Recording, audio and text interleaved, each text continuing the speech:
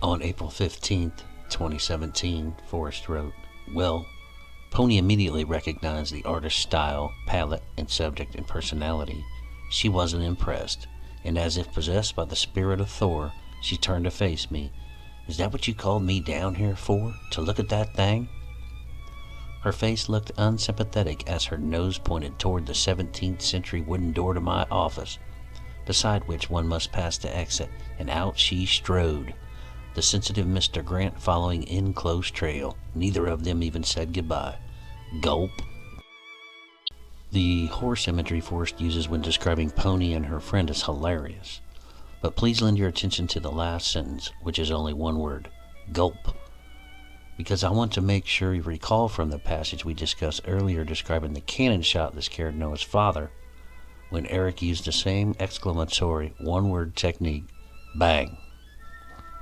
Also in this passage, in the second to the last sentence, neither of them even say goodbye, compares nicely with the last sentence in this next passage when Eric says, "without the slightest sort of departing gesture," and I'm pretty sure you'll see why it's important. "Indians don't use chairs," said Isaac, "and if we want to be gracious hosts, we must sit on the ground with them." So Rachel and Isaac and Noah spent a good part of the afternoon doing what they never dreamed they would ever be doing: sitting on the bare ground, eating and drinking with guests. Noah laughed openly at the scene, and everyone seemed to have a good time, yet the Indians, who appeared never to have learned to laugh or even smile, did nothing but eat. Suddenly, the two Indians stood up and left without the slightest sort of departing gesture. And remember that picture of Forrest sitting Indian style on the bare ground drinking a beer at San Lazaro? Perhaps out of respect and perhaps a hint.